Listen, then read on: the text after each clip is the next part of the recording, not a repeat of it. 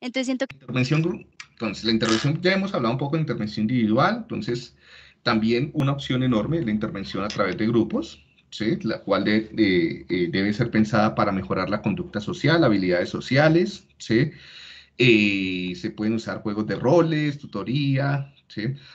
Principalmente para el desarrollo de monitoreo propio y monitoreo de otras personas, intervenciones situadas, intervenciones más ecológicas en ámbitos reales, con otras personas, con la familia o con otras o con personas con alteraciones similares, ¿sí? Dependiendo del tipo de paciente. La intervención grupal permite pues también introducir elementos socioafectivos relevantes en la adaptación social, ¿sí? En la habilitación, y pues permite también economizar tiempo, ¿sí? Y que sea más ecológica, ¿no? Dependiendo de qué tipo de habilidades o de procesos. O sea, no toda la intervención tiene que ser necesariamente individual, ¿sí? Pero no es esto de hacer una mesa y poner a todos los niños ahí a trabajar en una mesa, como yo lo he visto en muchos ámbitos de rehabilitación, ¿no? Ponen 5 niños a trabajar cada uno de forma independiente en una mesa mientras el terapeuta está tomando tinto. Entonces, no es el sentido. O sea, no es que no puedan tomar tinto los terapeutas, es que, pues, como lo decía Laura hace un rato, muchas veces la intervención no es poner a jugar a las personas mientras no tiene ningún fin terapéutico esto, ¿sí? La intervención tú debes planificar seguimientos, los seguimientos deben ser, pues, estratégicos, ¿sí? Lo ideal es hacer seguimientos más o menos al menos cada mes, ¿sí? Y el seguimiento debe estar pensado en una reformulación de estrategias, de objetivos y de actividades, y por lo menos un seguimiento semestral, si es posible uno trimestral, interdisciplinar, donde se hagan pues, reuniones con otros, o se revalore cómo va el caso, ¿sí? Principalmente cuando en los primeros meses de intervención con otros profesionales. Debe tener aspectos cuantitativos y cualitativos, ¿sí? Multidisciplinares incluso también del paciente, de la familia o del paciente.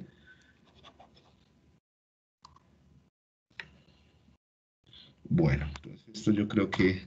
Y bueno, algunos de ustedes hablaban sobre las familias en sus intervenciones, en sus foros. Entonces quiero que me cuenten un poquito qué hablaron sobre los cuidadores, sobre las familias, qué discutieron.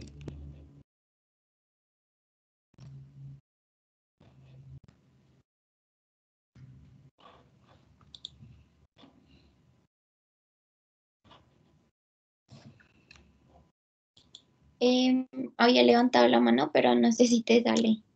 No, es que esto está horrible. Todavía Eh, me sale que Laura Bernal y Mariana Correa tienen la mano levantada. Imagínate.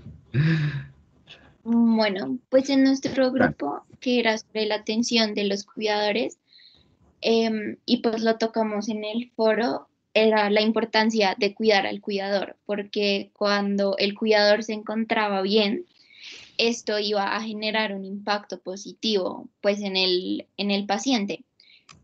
También encontramos que la intervención a la familia sea centrada, pues además de la familia como grupo, específicamente en el cuidador familiar, que es el que pues va a tener mayor carga de estrés y, y que siempre se tiene que como que evaluar la sobrecarga que tiene él, porque muchas veces el cuidar a un familiar se convierte como en una responsabilidad más, como en una demanda más, adicional a su trabajo, a su familia, y muchas veces estas otras como esferas de funcionamiento se dejan de lado y se pone como prioridad pues el cuidado del familiar.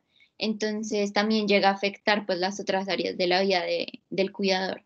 Entonces vimos la importancia de hacer tanto evaluación como intervención en el cuidador.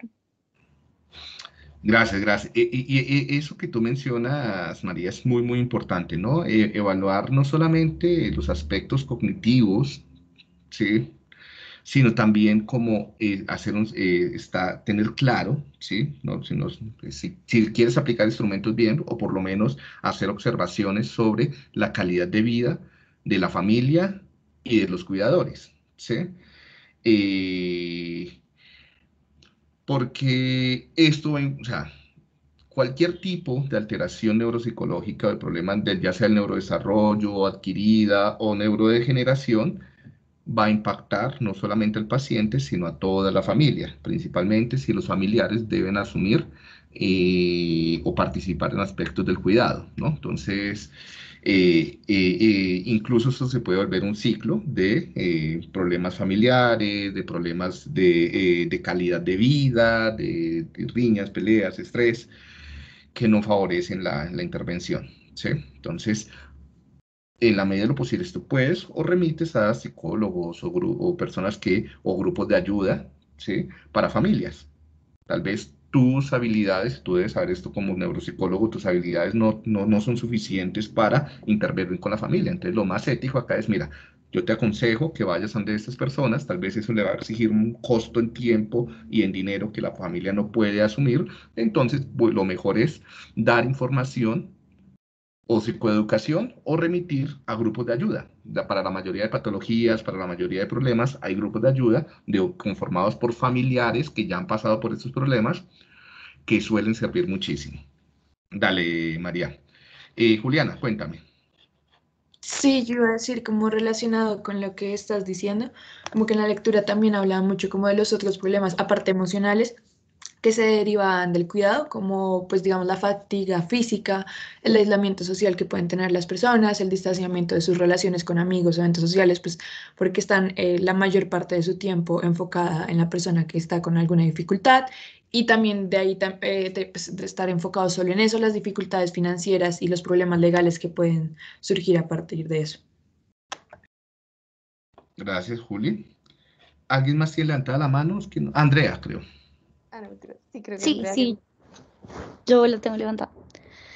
No, bueno, pues continuando con lo que están diciendo, realmente, bueno, yo primero que nada compartí el caso que estaba comentando Mariana, que era acerca de los cuidadores, Ujú. y sí fue bastante interesante porque yo creo que alcancé a mencionar en alguna de las clases, yo tengo un caso cercano de enfermedad neurodegenerativa, y sí, pues como que leyendo lo que decía la lectura, realmente todo encajaba mucho. Y además, como no solo quedándome en lo que pueda decir una lectura, sino como en lo que puedo ir viviendo, sí puede ser una situación bastante estresora en cuanto que cambia las dinámicas familiares totalmente desde un inicio. Y como que cada cambio que como que surja, no solo a partir de la degeneración que pueda ir teniendo la enfermedad, sino si un familiar viene, si un familiar no está, si uno lo puede cuidar, si otro no, que uno no puede, no sé, viajar o asistir a eventos sociales, como que se va cultivando mucho estrés también alrededor de las dinámicas y como que en algún punto siento que puede generar también malestares, o por lo menos en lo que he podido alcanzar a vivir, porque pues esta misma frustración de las personas que se encargan del cuidado, pues pueden llegar a canalizar como esto hacia la persona que está padeciendo la enfermedad. Digamos, como que el hecho de, no, no puedo salir porque me toca cuidar a la persona, no, que no he podido tener, no sé, más tiempo con mis hijos por tener que ir a cuidar a la persona o algo así, como que creo que toda esta frustración, digamos que se crea una especie de no sé, como que culpabilizan a la persona que pues que realmente no, pues no es intencional lo que le está sucediendo. O pues por lo menos eso en mi experiencia lo he podido como presenciar. Y si es fuerte como el hecho de no tenerle este cuidado o esta atención a los cuidadores. Porque sí, o sea, realmente hay cierta, ¿cómo decirlo? Como que ellos también tienen su carga y como que uno Claro. lo omite. Y nada, fue como muy interesante poder ver como esa perspectiva que muchas veces uno le ignora por centrarse en la persona que está padeciendo la enfermedad. Y André, tienes toda la razón. Y muchas veces la carga no es solamente una carga laboral o ocupacional, ¿ya? Sí, una carga ocupacional de tiempo, sino es una carga también afectiva, emocional. Tú también estás viviendo y desgastándote y sintiéndote quemado incluso podríamos hablar de un burnout, ¿sí? Una sensación de agotamiento emocional.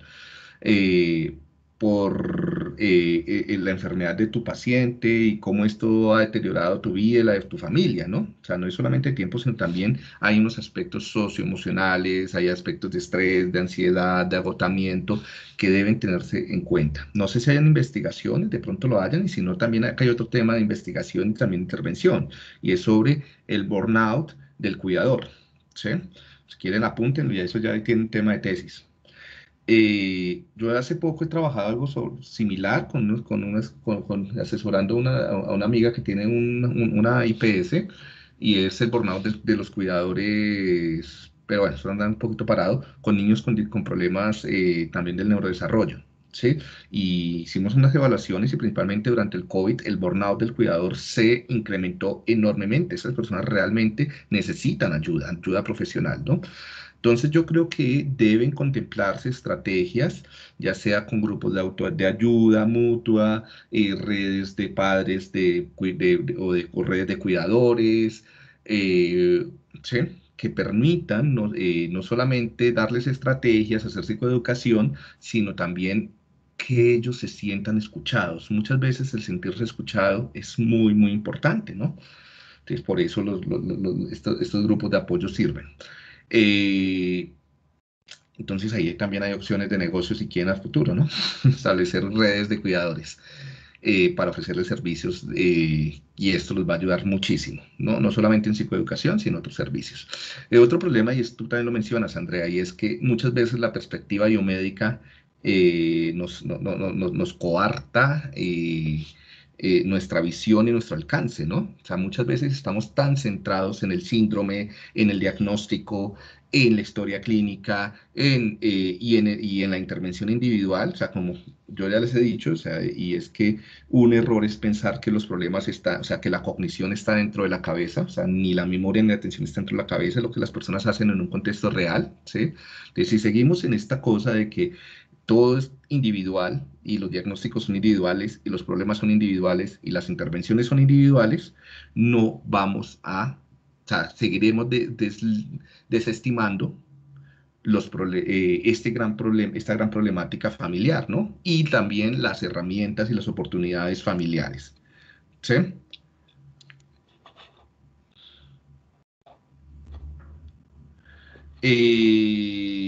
Listo. ¿Quién más tiene levantada la mano? Creo que Laura, otra, es que no sé, me parecen las mismas Sí. personas. Dale, Eh, Laura.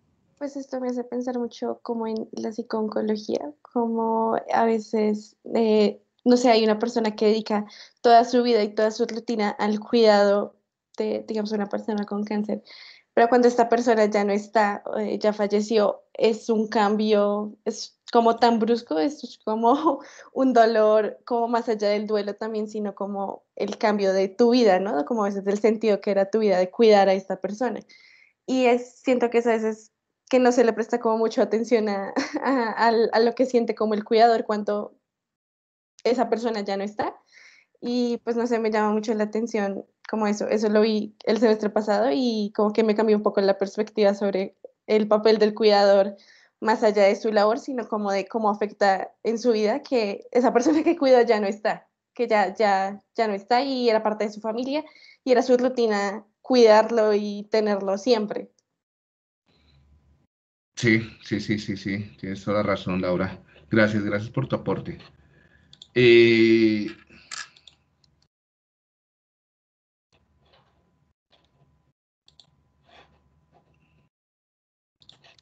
no sé si alguien más tenga la... María Carlota.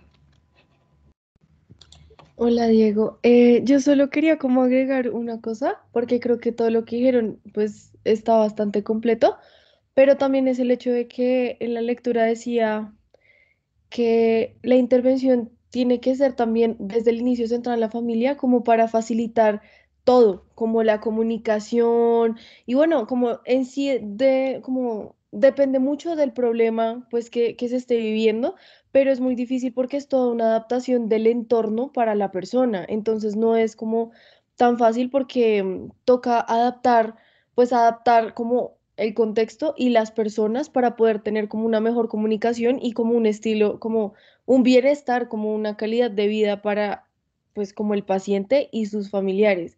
Entonces eso también me parece súper importante porque yo creo que si desde el principio no se hace eso, em, pues nada, o sea, como que las cosas que ya dijeron anteriormente van a ser mucho más difíciles de controlar como a largo plazo, porque nunca van a entender cómo manejar la situación. Entonces eso me parece como una de las cosas más importantes, que desde el principio se haga como un acompañamiento como muy bien hecho para que estas cosas, no sé, Sí. no pasen tanto.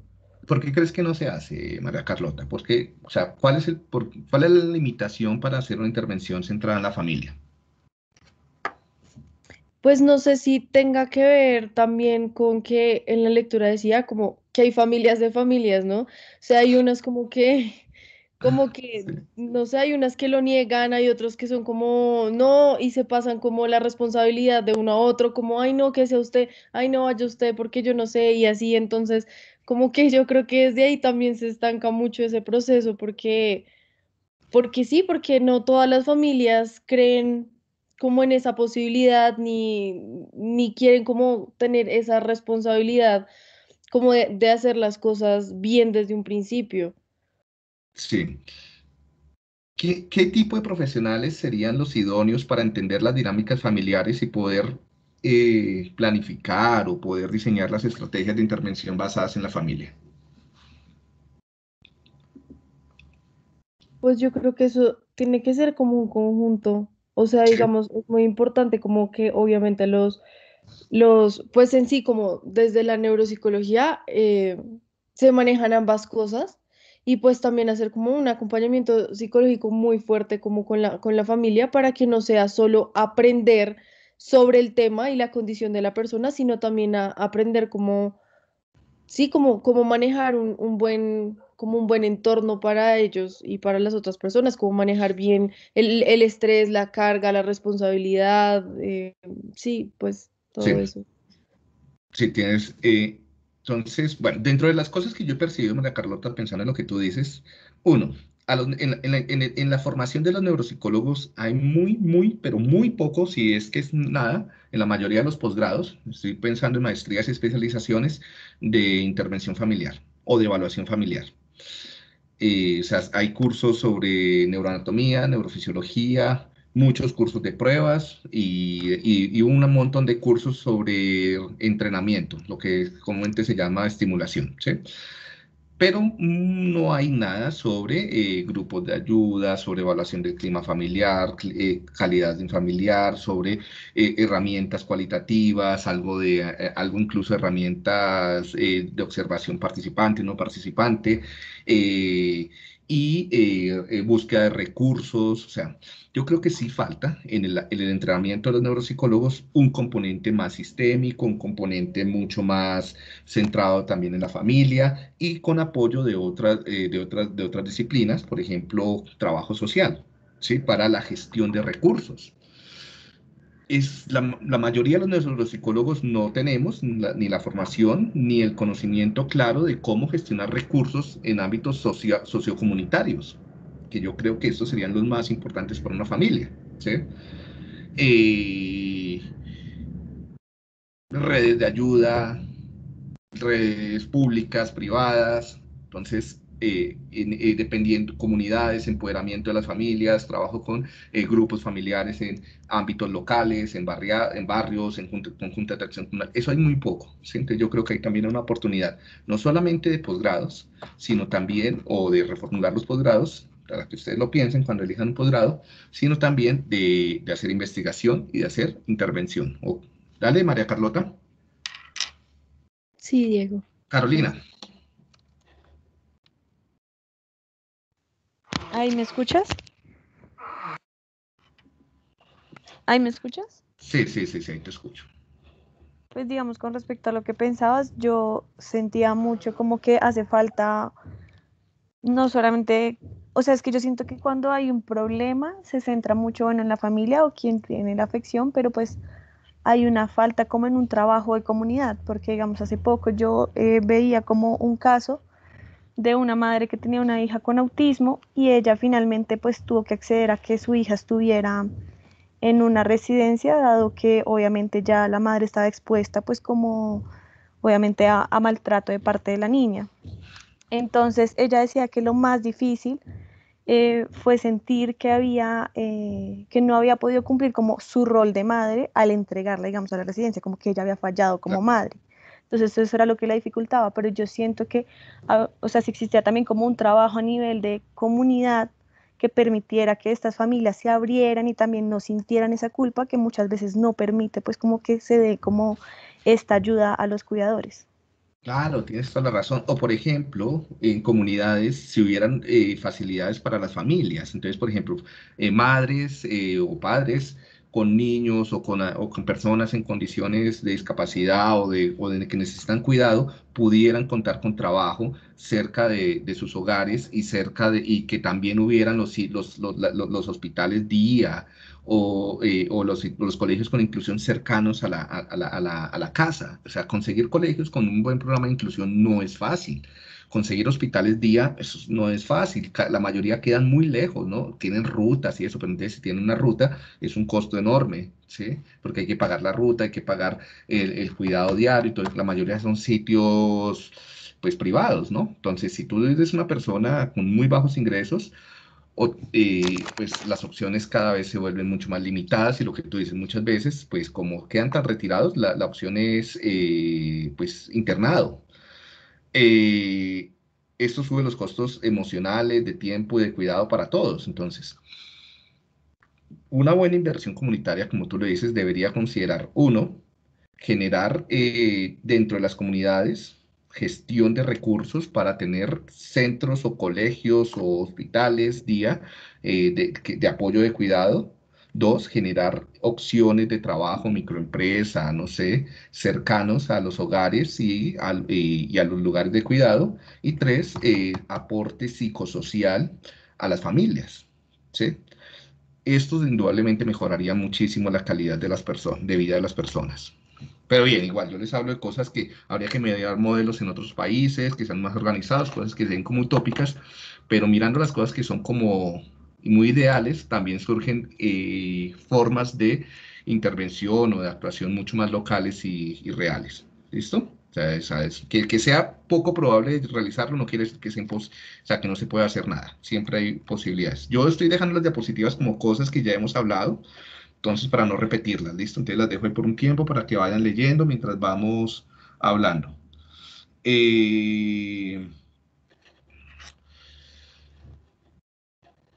Listo, como aspectos a considerar sobre las familias. Entonces, bueno, algunas estrategias de intervención, por ejemplo, con una de las cosas que más afecta, lo hemos hablado, es los problemas de estrés familiar, tanto por el cuidado como por el problema del paciente, de su familiar. Entonces, traten lo primero es detectar las fuentes de estrés, si son individuales, psicológicas, familiares, sobrecarga, ¿sí? Entonces, evaluar a los factores meso, macrosociales que pueden estar incrementando el estrés, todo este agotamiento, todo este burnout. Y una vez identificadas, brindar formas de amortiguar cada una dependiendo de cuáles sean las fuentes, ¿no? Entonces, trabajar sobre aceptación y afrontamiento de la situación discapacitante, los problemas que se adquieren, de la neurodegeneración, hacer psicoeducación, trabajar sobre estrategias de control emocional, sobre habilidades o competencias emocionales en la familia, habilidades y competencias sociales. Esto no es fácil, esto no hay que desarrollarlas, hay que entrenarlas, entonces hay todo un espacio para trabajar con esto. Esto se puede trabajar muy bien con grupos familiares, ¿sí? Y lo que les he hablado sobre apoyos psicosociales, principalmente comunitarios. Bueno, esto es un poco uno de tantos modelos que aparecen sobre intervención familiar. Entonces no vamos a entrar ahorita porque no tenemos tanto tiempo, ¿sí? Igual como algunas posibles cambios esperados socioemocionales. Aspecto importante a trabajar tanto con familiares como con los pacientes, como con profesores, como con, bueno, en general las personas que están alrededor de los pacientes son los trabajos en educación o psicoeducación,